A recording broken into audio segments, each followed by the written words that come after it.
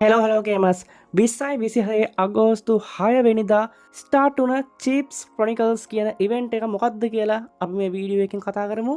අපිට මේ ඉවෙන්ට් එකට අපේ ට්‍රේඩර්ගේ ෂොප් එකට එහා පැත්තේ තියෙන මෙන්න මේ අයිකන් එක ටච් කරලා එන්ටර් වෙන්න පුළුවන්. ඊට පස්සේ අපිට මෙන්න මේ විදිහේ ලොකු ගේට්ටුවක් තමයි වලා ගන්න පුළුවන් වෙන්නේ. මේක දෙතුන් පාරක් ටැප් කරාම අපිට ඉවෙන්ට් එක ඇතුළට එන්ටර් වෙන්න පුළුවන්. ඊට පස්සේ අපිට මෙන්න මේ විදිහේ හකුලල තියෙන ලොකු බැනර් එකක් එක්ක තව අයිකන් 4ක් බලාගන්න පුළුවන් වෙනවා. මේ එක අයිකන් ටැප් කරලා ඔයාලට පුළුවන් ගේම් එක ඔයාලා මෙච්චර කල් සෙල්ලම් කරනකොට ඔයාලා කරපු දේවල් ගැන විස්තරයක් බලන්න. ඊට පස්සේ මේ විස්තර ඔක්කොම බලලා ඉවරුනාට පස්සේ ගේම් එකෙන්ම ඔයාලට අදාළ බැනර් එකක් සිලෙක්ට් කරලා දෙනවා. ගේම් එකෙන් සිලෙක්ට් කරලා දෙන බැනර් එකට අදාළ බැනර් එක තියෙන මෙන්න මේ ඩෙකරේෂන් සයින් එක ඩෙකරේෂන් එක ඔයාට ෆ්‍රී ලබා ගන්න පුළුවන් මේ ඉවෙන්ට් එකත් එක්ක.